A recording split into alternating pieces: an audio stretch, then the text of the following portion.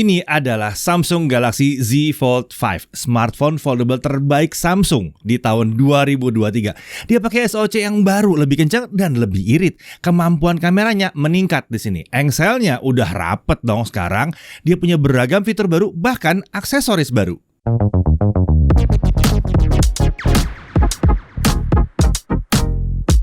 Oke, sebelum kalian nonton video ini, ada yang penting banget nih. Nah, mengingat adanya kasus-kasus penipuan dalam transaksi toko online dan marketplace, rasanya penting banget kalau kami ngasih tips belanja online dulu. Iya, kalau kalian mau beli gadget atau barang elektronik secara online seperti di Tokopedia dan yang lainnya, selalu harus waspada ya. Berikut tips untuk para konsumen. Yang pertama, kenali produk yang akan dibeli. Pastikan produk yang dibeli sudah sesuai dengan apa yang dibutuhkan dan ketahui harga resminya. Jadi, pas belanja online udah tahu harga dan speknya. Pastikan barangnya resmi ya, supaya garansinya mantep. Untuk bagian satu ini, nah tentunya bisa cek video review kami ya, biar tahu tuh detail-detailnya. Kemudian kedua, pilih toko online yang sudah terpercaya. Kalau bisa pilih toko resmi atau official store dari produk yang kita beli. Kalau nggak ada, bisa cek di kolom komentar dari produk tersebut. Dan lihat komentar dari mereka yang sudah membelinya. Dari situ akan terlihat apakah produk dan layanannya oke atau kurang oke. Ketiga, jangan mau diajak komunikasi atau transaksi di luar platform toko online-nya. Jadi jangan mau tuh dikomunikasikan via WA atau per telepon. Ini penting banget ya, apalagi kalau sampai nanya-nanya OTP. Jangan sampai ya. Karena yang tercatat oleh platform toko online adalah chat yang ada di dalam platformnya. Jadi kalau ada masalah nanti itu yang jadi barang buktinya. Kemudian keempat, hanya gunakan kurir pengiriman yang terdaftar di platform tersebut. Lagi-lagi, karena itu yang sudah bisa dipantau oleh platform toko online-nya. Jadi biar gampang aja. Kemudian kelima, selalu pantau pengirimannya ya. Pastikan saat barang datang itu ada yang nerima. Jangan sampai barang dititipkan ke orang lain atau terpaksa ditinggal depan rumah tanpa ada yang menerima. Kemudian keenam, setelah terima barang, selalu lakukan perekaman video saat membuka paket atau unboxing ya. Kalau perlu sampai menghidupkan perangkatnya ya. Nah, ini untuk memastikan bahwa produknya memang sesuai dengan yang dijanjikan. Rekam pakai HP nggak apa-apa, 720p nggak apa-apa. Mulai rekam dari label pengiriman dan jangan terputus sampai terbuka dan terlihat banget tuh barangnya seperti apa. Dan tentunya jangan lupa dihitung jumlahnya ya. Dan yang terakhir, untuk transaksi yang besar itu penting banget untuk menggunakan asuransi tambahan supaya barang kalian tuh makin aman dan terproteksi kalau terjadi apa-apa dan akan jadi lebih cepat dan nyaman juga prosesnya kalau ada masalah. Oke, demikian ya tips dari kami ya. Jika ada tips untuk memastikan belanja online jadi lebih aman dan nyaman, boleh loh kalian nambahin di kolom komentar. Sekarang kita lanjut lagi ke reviewnya. Oke, sekarang mari kita mulai bahas si Samsung Galaxy Z Fold 5 ini. Kita mulai dari paket penjualannya. Ya, di dalamnya tentunya ada unit Galaxy Z Fold 5. Lalu ada kabel USB Type-C to Type-C ya. Lalu ada SIM tray ejector dan paket dokumen. Tentunya nggak ada chargernya. Tapi kalau di level ini sih harusnya pembelinya sanggup beli charger ya. Apalagi kalau dapat cashback atau bonus dari pembelian di awal masa penjualannya. Ya, paket penjualannya ini memang minimalis di sini ya. Sama seperti paket penjualan sebagian besar smartphone Samsung kelas atas saat ini. Kita harus beli casing dan protektor untuk cover screen secara terpisah. Dan kalau butuh S Pen juga harus beli lagi. Nah, soal desain sebenarnya sebagian besar udah kita bahas di video yang pertama ya, yang kita buat mengenai previewnya si Samsung Galaxy Z Fold 5 ini. Jadi untuk mempersingkat video reviewnya yang satu ini, kita nggak usah bahas detail desain smartphone lagi. Singkat aja kita bahasnya di sini. Poin pentingnya adalah, ingat kan kalau yang dulu Z Fold yang generasi sebelumnya itu kalau dilipat itu ada celahnya. Yang ini nggak pakai celah.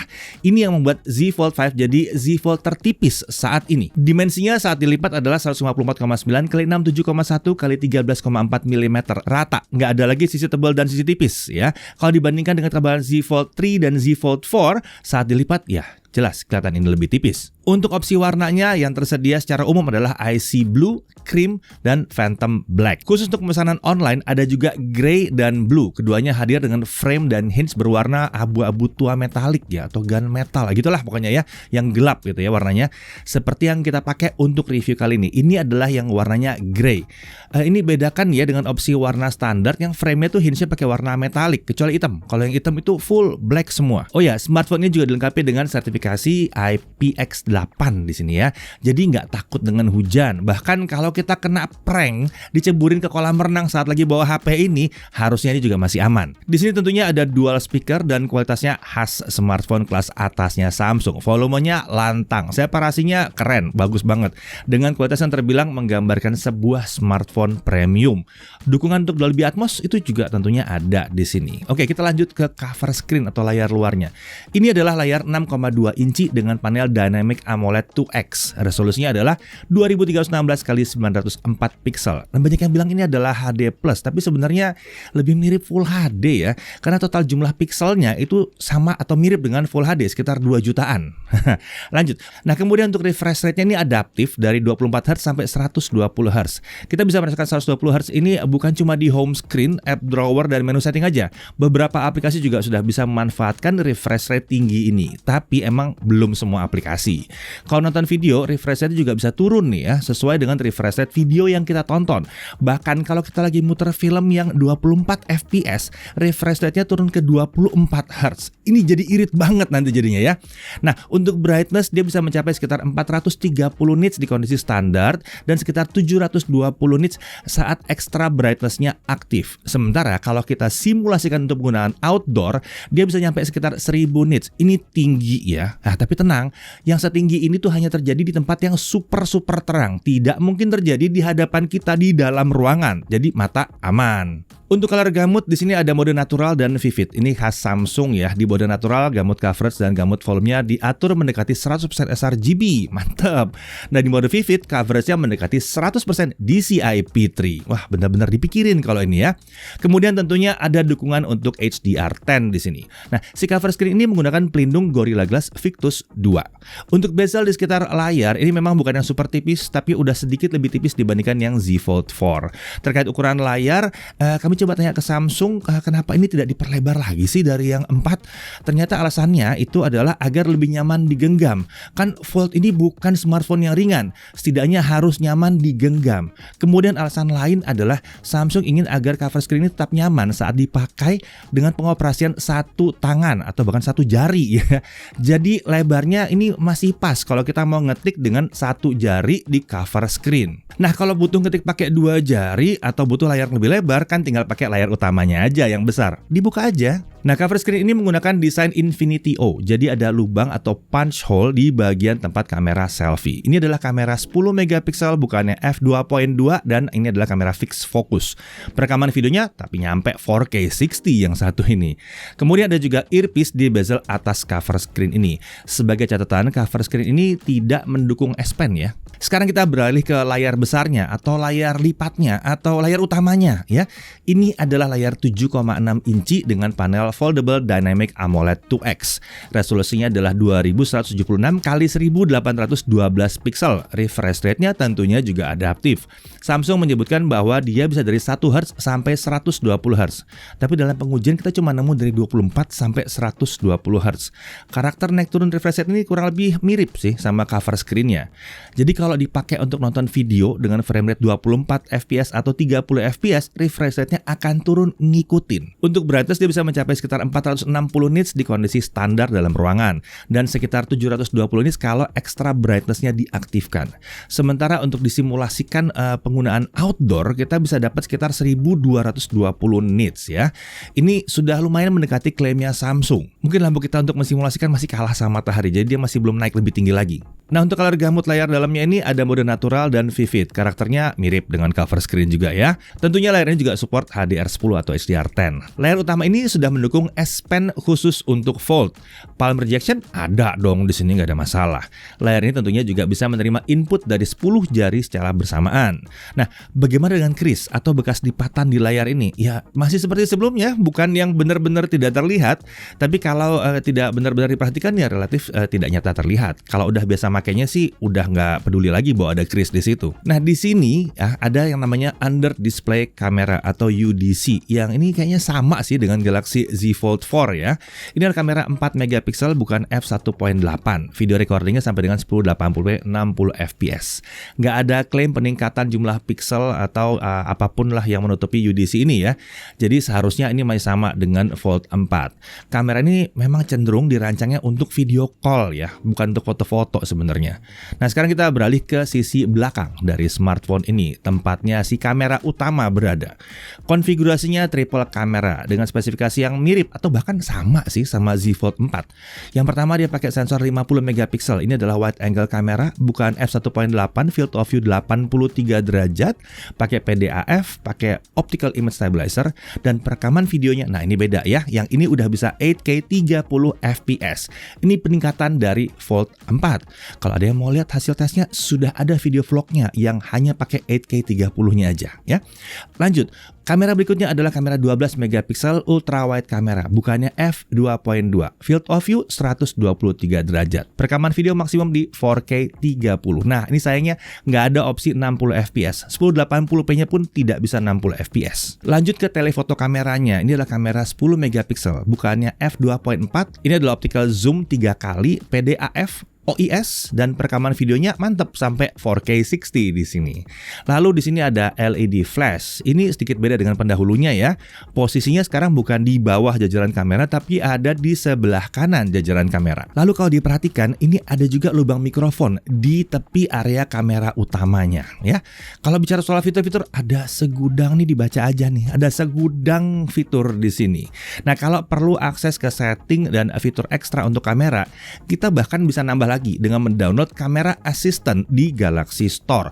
Ada segudang fitur menarik di sini yang udah pernah kita bahas sih sebetulnya di video smartphone kelas atas Samsung yang sebelumnya ya. Kalau kita bahas lagi di sini, mau berapa panjang video ini? Kita lanjut. Secara umum, kamera di Galaxy Z Fold 5 ini terbilang punya spek yang sama dengan Z Fold 4. Tapi apakah hasil perekamannya dan fotonya akan sama? Apakah ada bedanya? Nah, itu nanti kita cek di bagian pengujian kamera. Oh ya, ini ada sedikit tips untuk memanfaatkan kamera di Galaxy Z Fold 5 ini ya. Sebetulnya berlaku untuk Fold yang sebelumnya juga. Nih, kalau mau ambil foto atau video selfie, jangan pakai UDC-nya ya. Jangan pakai under display kameranya. Supaya lebih mantap, kita bisa pakai kamera selfie yang ada di cover screen. Atau kita bisa juga pakai kamera utama. Udah tahu kan ya, kalau pakai tombol yang ini, kamera utama bisa kita pakai untuk selfie. Ya. Nah, menariknya kalau kita lakukan ini, nah lalu kita buka aplikasi yang lain, ini layar tetap hidup. Jadi kita bisa manfaatin aplikasi yang lain. Kita bisa pakai untuk video call ya, untuk di WA, atau kita bahkan bisa pakai dia untuk live di Instagram atau bikin konten-konten di Instagram. Jadi dengan yang satu ini kita bisa live pakai kamera utama yang autofocus atau bahkan pakai ultrawide-nya. Nah, jadi enak ya, bisa sambil jawab-jawab komentar. Lanjut ke spesifikasinya, SoC-nya pakai Snapdragon 8 Gen 2 for Galaxy. Ini adalah SoC yang sama dengan yang di S23 series dan Tab S9 series. Singkatnya, ini adalah salah satu SoC premium terkencang bahkan dengan fitur terlengkap saat si Fold 5 ini diluncurkan. Nah, untuk menjinakkan SoC yang satu ini, Samsung menggunakan sistem pendingin yang baru. Ukurannya itu naik 38% dibandingkan yang ada di Fold 4 atau Fold 4. Nanti kita coba ya, kita lihat seberapa efektif sistem pendingin yang satu ini. Nah, untuk RAM, semua varian RAM-nya adalah 12 GB. Udah nggak ada RAM kecil, semua 12 GB. Untuk storage, semuanya pakai UFS 4.0.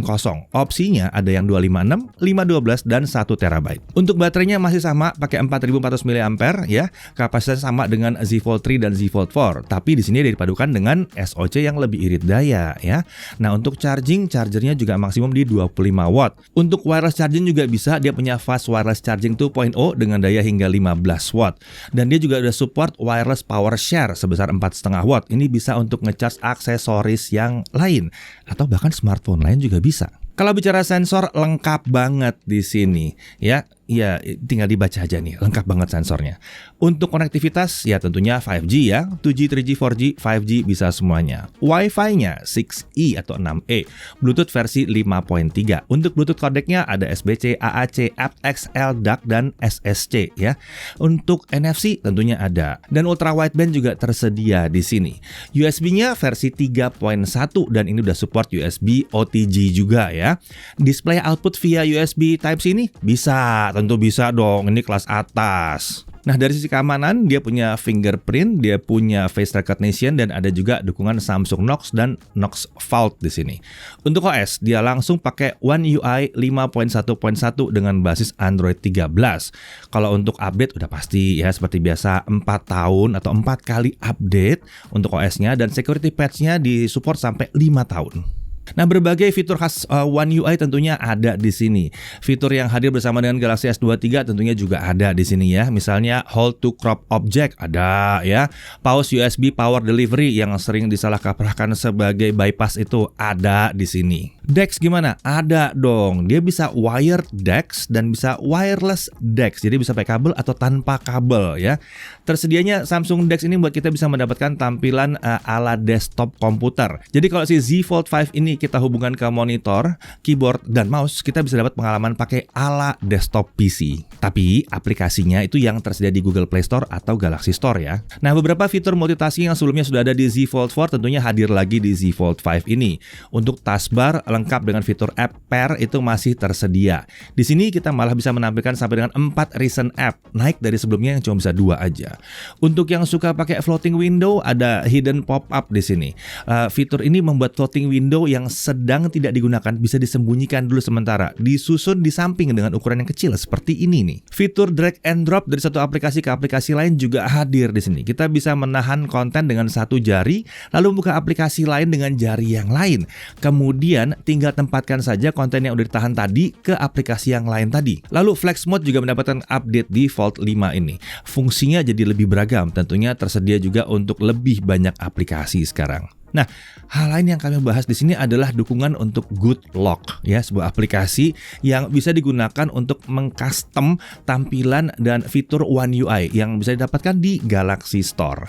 Ada beberapa hal yang menarik yang kita bisa jumpai di sini. Misalnya ada modul multi star di sini ya. Kita bisa mendapatkan opsi akses ke tampilan multi window yang lebih cepat.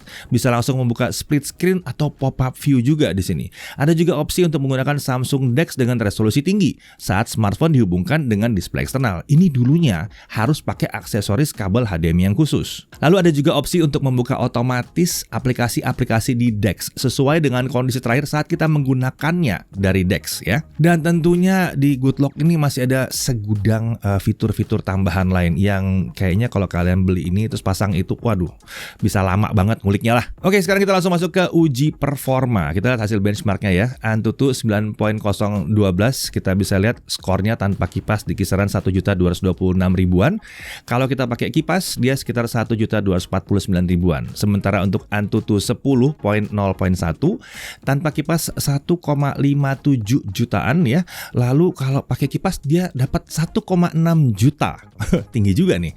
Untuk Geekbench 5, single core ada di 1.499, multicore di 5.043. Geekbench 6, single core di 2.063, multicore di 5.526. Untuk CPU throttling test tanpa kipas, CPU throttle 82% selama tes 30 menit. Sementara kalau pakai kipas dia turun ke 93% saja. Untuk 3D Mark Slingshot Extreme Unlimited, grafik skornya ada di 25.193. 3D Mark Wildlife Unlimited Stress Test tanpa kipas, base score di 14.790, sementara lowest skornya ada di 7.700. Jadi kestabilannya di 52,1% aja nih ya. Kalau kita pakai kipas, kita bisa lihat base skornya di 14.786, lowest skornya di 11.344. Jadi kestabilannya naik ke 76,7%. Kita lanjut ke GFX Bench Manhattan 3.1 1080p off-screen, kita bisa dapat 227 fps. Car Chase 1080p off-screen 133 fps. Ya kalau lihat dari hasil benchmark ini terbilang kencang ya, bahkan cenderung mirip dengan benchmark Galaxy S23 Ultra. Yang beda adalah kestabilan atau konsistensi performanya. Kita lanjut ke gaming. Sebelum mulai tes, kita mengaktifkan Game Booster Plus dan Alternate Game Performance. Ini untuk membuka akses ke performa maksimal. Kita udah pernah bahas yang satu ini. Nah, lanjut. ke Subway Surfer. Dia bisa kita mainkan di 120 fps, mulus lancar saat game ini dimainkan. Apalagi dengan ukuran layar foldable yang besar ya, nyaman banget main game yang satu ini. Lanjut, Real Racing 3. Lagi-lagi ini adalah game yang bisa dinikmati di 120 fps. Nyaman banget dimaininnya. Frame rate-nya juga bertahan terus di angka yang tinggi saat kita mainin game yang satu ini. Kita lanjut ke Mobile Legends. Nah, walaupun saat game dibuka itu layarnya tetap di 120 Hz, setting frame rate yang terbuka itu hanya sampai 60 fps aja. Jadi terpaksa kita mainin game ini maksimal di 60 fps. Oh ya, game ini juga tidak bisa jalan full screen di layar foldable ini ya. Mungkin ini dikunci supaya semua pemain game ini punya rasio layar yang mirip-mirip aja. Saat kami coba dengan setting kualitas yang ultra, frame rate-nya masih rata di 60 fps. Lancar banget, nggak ada penurunan frame rate sama sekali walaupun lagi battle yang rame. Mau dicoba main beberapa match juga frame rate-nya sama terus. Nyaman banget di sini ya. Lanjut ke COD Mobile. Di sini setting frame rate-nya bisa nyampe 90 fps. Bahkan bisa digunakan di mode Battle Royale. Sayangnya ini buat setting kualitas gambar dikunci di low aja. Ya tentunya ini terlalu ringan ya buat yang satu ini ya. Kalau mau pakai setting kualitas lebih tinggi, sayangnya kita harus turunkan ke 60 fps. Nah, kalau untuk gyro aiming gimana di sini? Tentunya aman, responsif dan akurat banget. Lanjut ke Genshin Impact. Untuk smartphone kelas premium seperti ini tentunya kita pakai setting highest 60 fps ya. Pertama kita coba dulu di cover screen di bagian luar tanpa kipas. Hasilnya di awal kita dapat FPS yang cukup konsisten di atas 55 FPS. Setelah 10 menit ada sedikit penurunan di mana saat ada battle frame rate bisa sedikit turun sampai kisaran 50 FPS. Setelah lebih dari 15 menit frame rate-nya jadi di kisaran 47 sampai 56 FPS dan saat ada battle dia bisa turun ke kisaran 45 FPS. Frame drop seperti biasa masih ada tapi jarang dan itu pun nggak lebih rendah dari 40 FPS. Rata-rata selama 30 menit dia dapat 53 fps. Sekarang kita coba dengan fan grip tetap di cover screen dulu ya. Frame rate-nya cukup stabil di kisaran di atas 55 fps. Baik jalan-jalan maupun ada battle juga bisa gini. Frame drop sesekali ada tapi hampir nggak kerasa efeknya karena turunnya tuh dikit banget. Itu bertahan terus sampai 30 menit dan kita dapat rata-rata di sini 58 fps. Nah, untuk penggunaan di cover screen ini kalau tanpa kipas kita kasih ranking A+, sementara kalau pakai kipas ini adalah S rankingnya. Lalu kita coba di layar utamanya. Di awal kita bisa dapat cukup rata sekitar 55 sampai 60 fps. Itu bertahan sekitar 15 menit. Nah, di grafik ini adalah pengujian dari menit 10 sampai menit ke-30. Terlihat bahwa setelah masuk ke menit ke-12 frame rate-nya jadi ada di kisaran 47 sampai 55 fps. Ini terus dipertahankan sampai menit ke-20, baru setelah itu frame rate-nya turun ke 42 sampai 47 fps. Saat battle frame rate-nya akan ada di kisaran yang lebih dekat ke 40 fps, tapi ini jarang banget dia bisa turun sampai di bawah 40 fps. Karena penurunan frame rate yang perlahan ini kan nggak langsung jeglek turun gitu ya. Game ini jadi masih terasa relatif nyaman buat dimainkan. Untuk rata-ratanya kita peroleh di sini adalah 48 fps. Nah, bagaimana kalau kita coba turunkan rasio tampilan? Jadi bukan full screen tapi 16:9. Di rasio ini tetap terjadi penurunan frame rate tapi tidak sejauh saat di full screen. Rata-rata kita dapat sedikit lebih tinggi di 49 fps. Oke, sekarang kita coba pakai kipas. Ini tentunya bukan dipasang ya. Kita tahan aja kipasnya di sini, kita arahkan ke bodi belakang si Z Fold 5 ini. Kita kembali ke full screen di sini ya, bukan 16:9. Hasilnya kami bisa dapat frame rate stabil di atas 55 fps. Hanya saat ada battle yang rame frame rate-nya nyentuh 52 sampai 53 fps. Game ini bisa dimainkan dengan sangat nyaman sekarang di layar dengan ukuran yang relatif besar dibandingkan smartphone yang normal. Rata-rata yang kami dapatkan di sini adalah di kisaran 57 fps. Nah, di sini kalau tanpa kipas kita kasih ranking A. Sementara dengan kipas lagi-lagi kita kasih ranking S. Satu hal yang perlu dicatat di sini, sekalipun Genshin Impact ini cuma bisa sampai 60 fps, tapi layar smartphone-nya itu naik ke 120 Hz saat kita sedang mainkan gamenya. Nah, kalau suhu permukaannya nih seperti apa nih? Ini mirip sih sebetulnya antara kita pakai cover screen dan kita pakai screen yang di dalamnya. Suhu tertinggi untuk sisi belakang itu ada di dekat modul kamera, sekitar 41 sampai 42 derajat Celcius. Sementara di area lain itu aman, di bawah 39 derajat Celcius. Untuk area engsel di bagian tepinya itu ya, suhunya itu bisa mencapai 42 derajat Celcius, tapi ini area yang harusnya jarang sekali tersentuh dan 42 masih normal lah. Nah, kalau kita bicara soal ray tracing karena pakai Snapdragon 8 Gen 2 for Galaxy, ya tentunya udah siap buat ray tracing, tapi kita bisa lihatnya di demo ray tracing dulu ya karena gamenya belum masuk nih sampai sekarang. Kita bisa lihat di sini bahwa ray tracingnya udah aktif. Sekarang kita masuk ke pengujian kamera, tapi seperti biasa bareng sama Chris ya. Oke, seperti biasa kita cek hasil video selfie-nya dulu ya. Yang saya mau cek di sini adalah detailnya gimana, warnanya, dan dynamic range-nya gimana. Ternyata hasilnya ya khas flagship Samsung ya. Gokil sih. Bisa rekam sampai 4K 60 dan HDR videonya pun jalan. Soal stabilizer ya udah pasti stabil lah ya. Selfie video di Android rasanya Samsung memang susah banget dikalahkan. Nah, ngomongin selfie, saya juga cobain kamera under display-nya. Kualitasnya ya kurang pas lah buat kalian yang ngincer video bagus. Ini sekedar bisa kelihatan aja bentuknya. Jadi kalau selfie baiknya pakai yang cover screen aja ya. Yang lucunya, kamera under display-nya aja bisa video 1080p 60 fps loh. Nggak cuma 1080p 30 doang. Oke, untuk suara mikrofon, suara yang teman-teman dengar sekarang adalah suara langsung dari mikrofonnya Galaxy Z Fold 5 ya. Jadi saya nggak pakai mikrofon eksternal, suara yang kalian dengar ini langsung dari mikrofonnya. Ini untuk menggambarkan kalau kalian lagi video sehari-hari atau misalnya bahkan untuk vlogging, kualitasnya seperti apa. Kalau saya boleh menilai sih, ini udah khas Samsung banget ya. Urusan mikrofon Samsung tuh cukup yang serius sih, dari entry level sampai flagship itu bagus semua rata-rata. Apalagi ini flagship. Jadi yang saya suka nih suara kita ngomong pas lagi vlogging kayak begini jelas banget. Kalau saya mungkin nih nggak butuh mikrofon eksternal masih cukup nih untuk vlogging sehari-hari. Lanjut ke kamera utama, di sini bisa merekam 8K 30 fps dengan kualitas yang luar biasa. 8K 30 fps di sini tuh bener-bener dimaksimalkan. Fitur HDR video tetap jalan, meski ada sedikit catatan sih. 8K 30-nya ternyata masih ada sedikit cropping. Coba perhatikan baik-baik, terutama di sisi kiri kanan videonya. Ini 4K 60, lalu yang ini adalah 8K 30. Kelihatan kan nih bedanya? Nah, selanjutnya mari kita cek stabilisasi videonya. Di resolusi 8K 30, ini bisa stabil juga. Gokil. Untuk perekaman 8K 30 fps, sejauh ini Samsung memang belum ada lawannya dah. Tadinya 8K di Fold 4 itu cuma bisa 24 fps ya, ditambah lagi croppingnya lumayan berasa. Tapi kalau di sini, 8K-nya sudah makin mantap. Sekarang kita ke kamera ultrawide-nya. Di 4K 30 fps super stabil ya, udah mantep banget dah. Cuma saya masih nggak ngerti sih kenapa Samsung sampai sekarang ultrawide-nya tidak bisa 60 fps di Fold ini. Terasa nanggung sih untuk sebuah flagship yang harganya udah di atas 20 juta. Oke, kita lanjut ke kamera telenya. Kalau kamera telenya bisa sampai 4K 60 nih, mantep. Stabilizer videonya juga aktif, tapi memang untuk kamera tele kita tidak bisa berharap bisa sestabil kamera utama atau ultrawide-nya ya. Jadi kalau kalian lihat ada efek jitter-jitter gitu, itu wajar. Ini saya tes sambil jalan soalnya. Untuk konsistensi warna antar kameranya juga sudah cukup baik. Pergeseran warnanya ada sih, tapi terhitung tipis. Untuk dynamic range videonya juga terlihat sangat baik untuk setiap kameranya ya. Sisi gelap terang dapat ditampilkan dengan baik. Dan yang saya suka, transisi antar kameranya tuh mulus sekali. Di Android jarang banget ada yang bisa ngasih transisi kamera semulus ini. Catatannya, transisi kamera seperti ini maksimum sampai 4K 30 aja. Dan untuk 60 fps belum bisa pindah ke kamera ultrawide-nya ya. Baru untuk kamera utama, tele, dan selfie. Untuk video low light, selfie-nya seperti ini. Noise-nya masih terasa sedikit, gambar terbilang udah agak soft, efek jitternya ada tapi minim, warna masih terjaga, dan frame rate video masih berjalan normal di 30 fps. Ini sebabnya saya matiin fitur auto fps di setiap smartphone Samsung yang saya pakai, supaya saat low light frame rate-nya tetap stabil. Lanjut ke kamera utama, hasilnya mantep, kemampuan menangkap cahayanya sangat baik, gambar jadinya masih cukup terang, detailnya juga masih dapet, untuk noise terbilang bersih, jitter nyaris nggak kelihatan, aman lah kalau ngomongin kamera utamanya.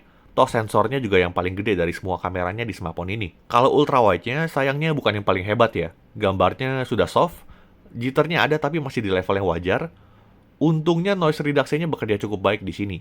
Kalau menurut saya sih, sudah waktunya ya Samsung level up di kamera ultrawide-nya secara hardware. Kemudian kita pindah ke kamera telenya, ternyata oke juga saat low light nih. Detailnya masih dapat, cuman kalau saya bilang gambarnya udah terasa agak noisy. Untuk kamera tele, jitternya masih terhitung minim, masih bisa diandalkan lah untuk kondisi seperti ini.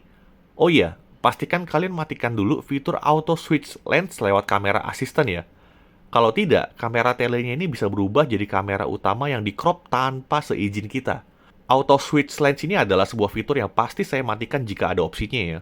Dan sejauh ini baru Samsung doang sih yang bersedia memberikan opsi seperti ini. Untuk foto-foto, overall mirip-mirip aja pengalamannya seperti di Fold 4. Yang membedakan menurut saya processing di low light-nya sekarang lebih cepat aja sih. Auto night mode-nya juga nyaris tidak aktif selama kondisi masih ada cahaya di sekitar ya. Mungkin ini salah satu efek pakai Snapdragon X Gen 2 for Galaxy kali ya. Dimana ISP-nya tuh bisa multi-frame processing lebih efektif dibandingkan pendahulunya. Kalau sudah extreme low light, baru deh auto night mode-nya aktif. Dan memang tangan kita harus lebih stabil biar nggak blur fotonya.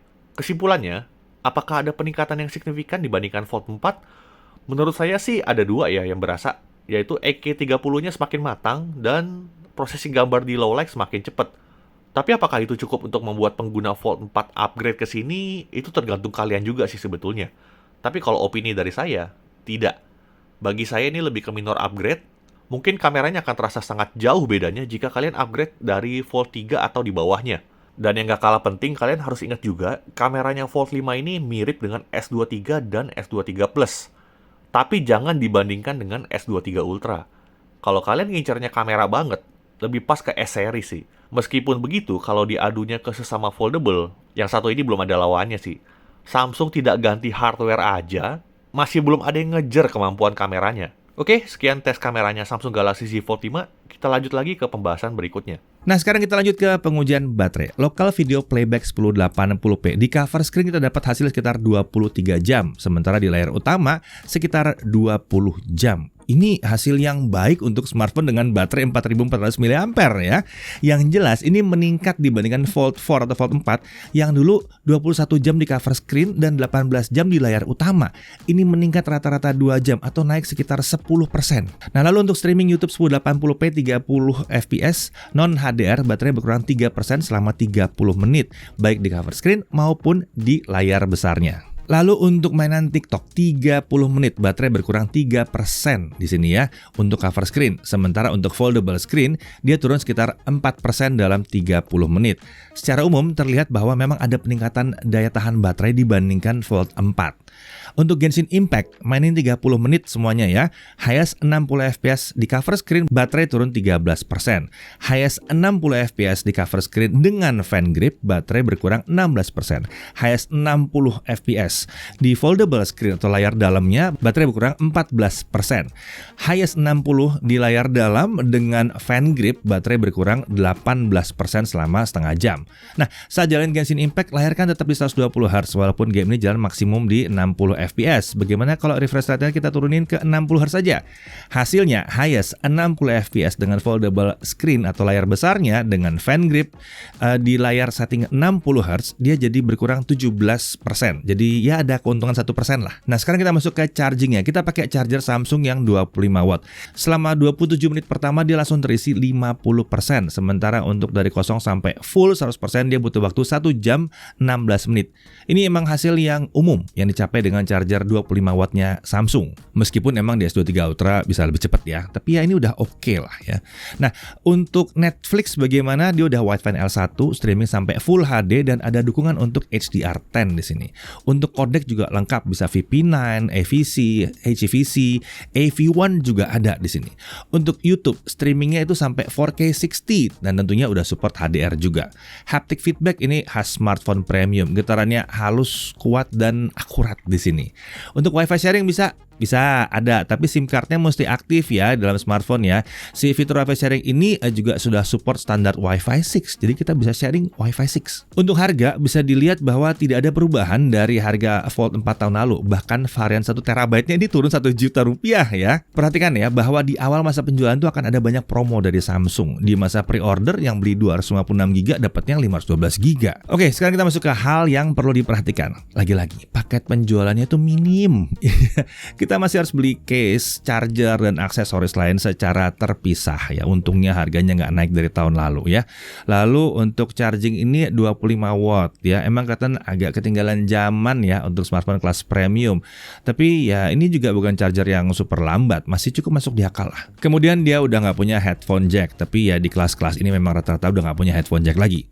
Perhatikan aja, kalau kalian mau cari adapter USB Type-C ke audio jack ya, kalian harus cari yang pakai DAC atau DAC. Kalau nggak berfungsi di sini. Lalu untuk game yang belum dukung frame rate di atas 60 fps, refresh rate layarnya terlihat nggak dikunci di sini. Masih kelihatan nyangkut di 120 Hz. Bisa sedikit membuat baterainya lebih boros. Kemudian untuk spesifikasi kamera, ini masih sebenarnya sama dengan Z Fold 4. Peningkatannya itu terlihat dari fitur dan efek dari ISP baru ya, dari SoC yang barunya itu ya. Kemudian untuk kamera ultra wide di sini juga masih di 30 fps aja. Belum ada opsi 60 fps untuk rekaman video videonya. Lalu under display kamera juga belum ada peningkatan. Lagi-lagi ya mesti diingetin ya, ini cocoknya untuk video call aja ya. Nah, mungkin ada juga yang komplain soal fingerprint scanner di tombol power bukan di layar. Ya memang masih di situ sih, tapi menurut kami ini fungsional jadi nggak masalah sih. Dari sisi kelebihan, desain foldable-nya sekarang udah jauh lebih baik daripada sebelumnya. Sekarang udah bisa nutup rapat, jadi lebih tipis aja dia ya. Membuatnya jadi perangkat mobile dengan layar besar ya, yang mudah masuk ke dalam saku. Lalu dia pakai Snapdragon 8 Gen 2 for Galaxy, jadi performanya itu bisa tinggi. Bahkan ini nyaman dipakai main game berat, sekalipun pada dasarnya ini bukan HP gaming ya. Efisiensi daya juga terlihat membaik kalau dibandingkan dengan Z Fold 4. Bisa jadi ini efek dari SoC yang baru ya, lebih baru, lebih efisien. Kualitas tampilan layar terbilang tinggi di sini baik cover screen maupun layar dalamnya. Dynamic AMOLED 2X-nya itu memang sangat memanjakan mata sih. Refresh rate dynamic di kedua layar ya, dalam dan luar bisa naik turun sesuai dengan kebutuhan bahkan sampai 24 Hz. Kemudian fitur lengkap khas smartphone premiumnya Samsung. Ada display out via USB Type-C-nya, ada DeX-nya, ada Samsung Knox, wireless power share dan lain-lain. Lalu dia punya kemampuan multi window yang udah ditingkatkan lagi di sini. Dua speakernya di sini juga kualitas udah terbilang keren ya. Lalu konektivitasnya lengkap. Lengkap banget ya, mulai dari 5G, Wi-Fi 6E, Bluetooth 5.3, NFC, ultra wideband dan USB 3.1 lengkap di sini. Masih punya IPX8, belum tahan debu tapi ya kalau kecemplung air nggak ada masalah sih sebetulnya, asal jangan disengajain aja ya.